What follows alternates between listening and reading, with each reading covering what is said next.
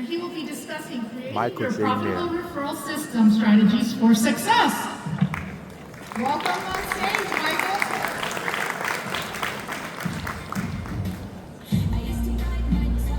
The Association of Realtors, I have a disclaimer right out of the get-go. I already feel the energy in here a little bit.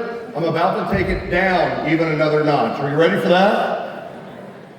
So here's the question I have for all of you, and I want you to think about your answer. How many of your clients would attend your funeral?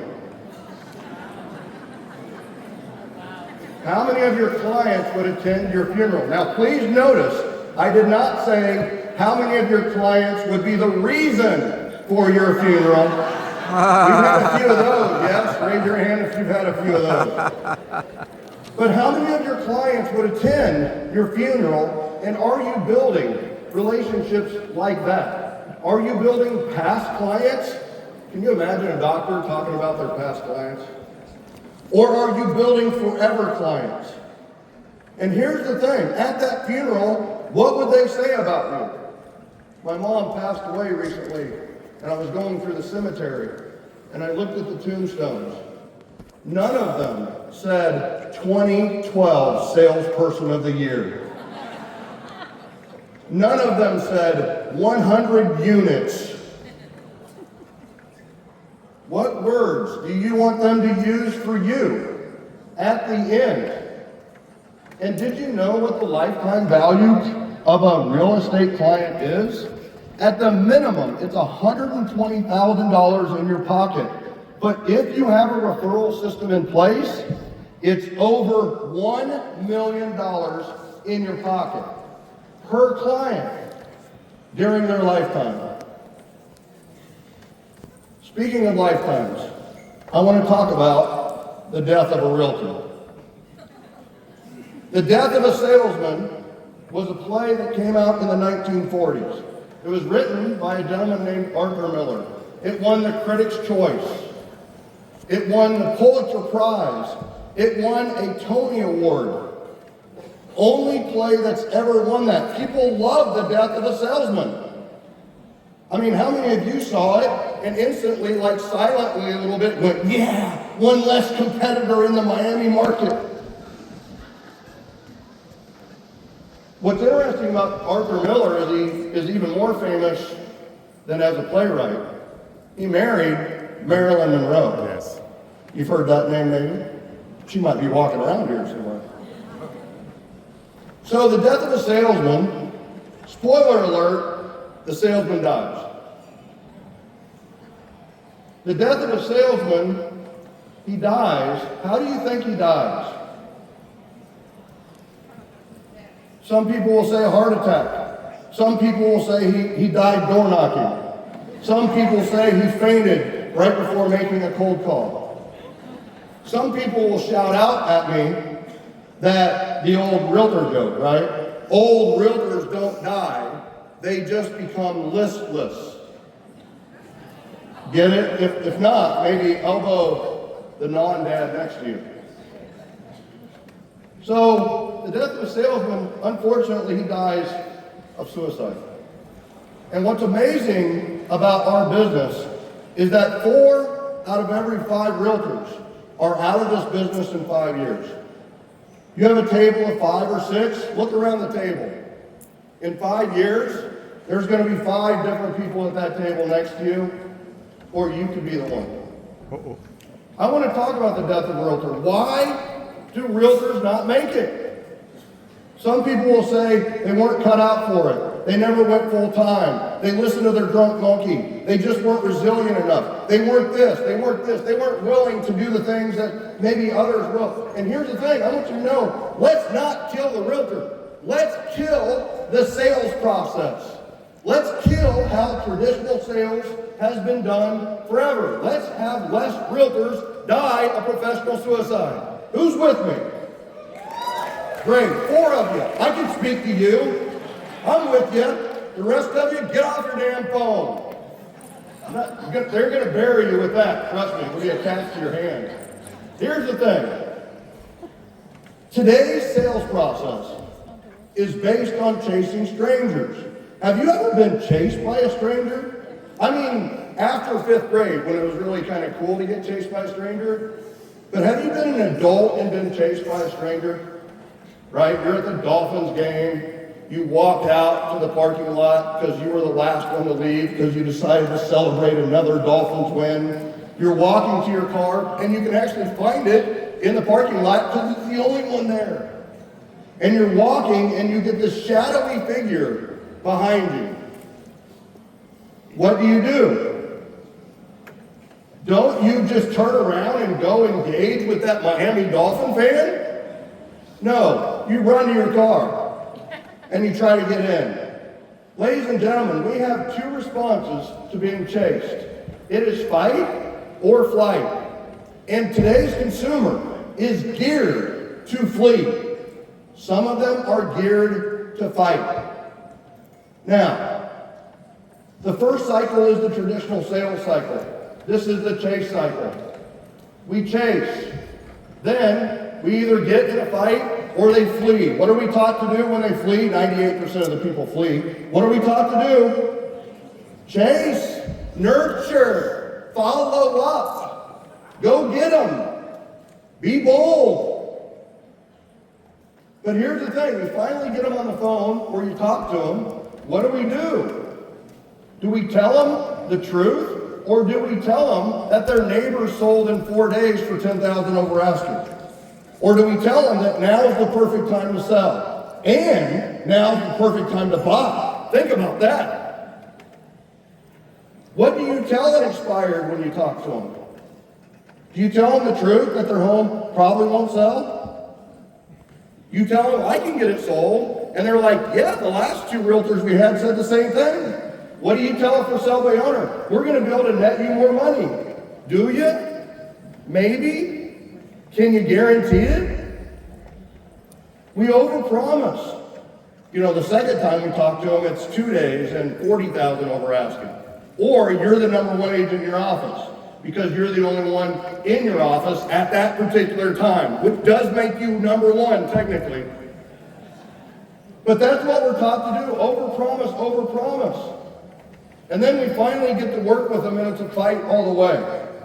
And here's the thing, if it's a fight, 2 people are fighting, we call that a battle. At the end of a battle, how do they feel and how do you feel? Frustrated. They're frustrated because you know what? You didn't live up to the overpromises. Now I know I'm preaching to the choir here. This is the traditional salesperson. But what happens is they're frustrated, you're frustrated, so what do? What do you got to do? You got to chase some more. Do they refer you? Do frustrated clients refer you? No, so you got to chase. And here's the thing. This, ladies and gentlemen, is the cycle of discontent that most people, especially those in a slump right now, are on. Ladies and gentlemen, this is the chase cycle. Ladies and gentlemen, welcome to sales. Oh, pitter-patter of applause. Are you not entertained? Let's jump into that puppy. Or maybe there's a better way. This is the attract cycle. If there's a down, if there's a negative cycle, like the cycle of discontent, there has to be a better way. It's the referral cycle. It starts with get referrals. You get referrals, and then you tell them the truth. What a concept. The biggest opportunity in the marketplace right now is the buyer's consultation. Period. The buyer's consultation. Because it gives you a venue. It gives you a forum to tell them the truth. Don't just tell them the truth. Tell them the nuclear case truth. Tell them, let's talk about the process. You're talking about the process. Let's just give you an example. The inspection process. How many of you have your buyers do inspections? 3 or 4, the same 3 or 4 top agents that were talking to me before. That's excellent. So here's how I explain it during my buyer's consultation. Hey, listen, I've had inspection reports come back with hundreds of items on them. We've gone to the seller for 5 or 6. And the seller has come back and said, we're going to do 0. And in fact, that happens often enough in real estate. We have a term for it. It's called as is. So just remember that as we go through the process. We do the inspections. We find 47, the inspector finds 47 items. Is my buyer upset or happy? Happy, because it's not hundreds. When I go to the seller, I ask them to do 10 items. Are they upset or happy?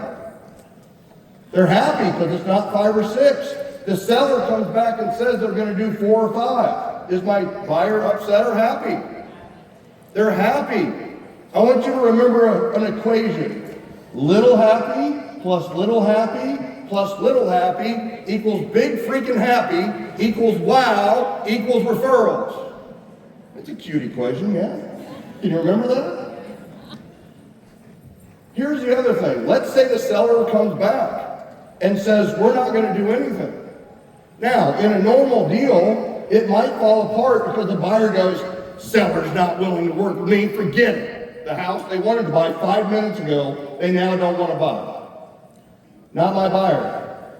My buyer is ready to approach it with logic and not with emotion. So guess what? They have a decision to make. Now, how many of you want more people on the referral cycle? You want more referrals? How many of you want more referrals? Now, some of you are like, how do you get more referrals? And you might think, ask for referrals. And I want you to know, over 500, 600 referrals a year. I have coaching clients getting 800, 1,000 referrals a year. Never verbally ask for a referral. Never. So if we're not going to ask for referrals, how do we get them? I'm about to share that with you. Ladies and gentlemen, the answer is generosity. Lead with generosity. Give first. Give massive value first. Now, when you give first, what happens? What tends to happen in the world? It comes back to you somehow, maybe not immediately, maybe not directly, but it comes back in the form of reciprocity. Generosity leads to reciprocity. Well, here's the thing. What is the ultimate reciprocity for us? What's the ultimate thing our sphere or the people we know could give to us? It's referrals. The answer, ladies and gentlemen, is referrals. Now, if we are getting referrals, what kind of business do we have? If we're not spending money on advertising, we're not spending money on leads, what kind of business will we have? It'll be more what? Fun, fulfilling, profitable. Ladies and gentlemen, profitability follows referrals. Profitability. It's okay to be ridiculously profitable. Now, I understand some in this room are running unintentional nonprofits. I get it. But I want you to understand, change your story with money. You should be profitable. You should make money. You're good people. Good people should make money because you know what you'll do with it? You'll do good. And you can do well by doing good. Profitability. Now here's the thing. Profitability is your business making money. What's more important than money? Time. Health, relationships, family and friends, freedom, choices, time, energy. If you roll all of those words, freedom, choice, time, health, family and friends, into one word, what word would that be? It's prosperity. Prosperity. But here's the thing. What does prosperity lead to more of? Generosity. What does generosity lead to more of? Reciprocity. The generosity cycle just builds on itself. And this is how you fill the referral cycle. In fact, I want you to look at your business like a bicycle. Get it? Bicycle? 2 cycles? The front wheel is the referral cycle. What's interesting about the front wheel of a bike? It's there for guidance. It's there for steering. It's there for balance. Your business will be more balanced. Your life will be more balanced. And always keep your eyes on referrals when you make business decisions. Will this get me more referrals? That's it. That's how you make business decisions. The back wheel of a bike, what's interesting about it? It's also there for balance, but here's the difference. This is where you put your energy. The activity goes to the back wheel. Ladies and gentlemen, no more lead generation. From now on, every day, you're going to do generosity generation. You're going to call in the spirit of helpfulness. You're going to call in the spirit of generosity. You are simply going to call to help. And trust me, it's a winning equation. Now, here's the thing. There's a lot of concrete workers out there right now, granite workers, who are carving August 16th into a bunch of realtors' tombstones. And I want you to know, it doesn't have to happen. There's a better way, there's a better process. Today, let's just say we don't have to suffer another death of a realtor. Instead, we can see the birth of a legacy, how you are in the end, what they say about you in the end. Today is the beginning of your legacy of love, generosity, and appreciation. This book has over 100 strategies based on love, generosity, and appreciation that attracts referrals and utilizes the generosity cycle. Now, real quickly, you can get the book. I'm going to take you through a book club, and we'll give you the audiobook. Ladies and gentlemen, it's not $1,000 or $497. It's $47 in the paparazzi room. $47. Why? I'm here to help. I want to make this happen. I'm here to save realtors. But the best thing is there's nobody that's going to come save you. But you know what? I can help you. Help you get out of the slump. Help you take it to the next level. Help you get your next 4 out of 5 deals from your sphere. Ladies and gentlemen, this is a promise over 2,000 years old. Proverbs 11:25 says, "He is generous shall be prosperous." Not when you're prosperous, start to be generous. I know, you're like, I did not know that was going to break out. Good thing he did the disclaimer in the beginning. He who is generous shall be prosperous. He who refreshes others shall himself be refreshed. It starts with us. Be generous, refresh others. This is not about making people feel awkward, people. This business is about making people feel awesome. When you make others feel awesome, you feel awesome, and all together, everyone wins. Ladies and gentlemen, I have 15 seconds left. And I just want to welcome all of you to the Generosity Generation.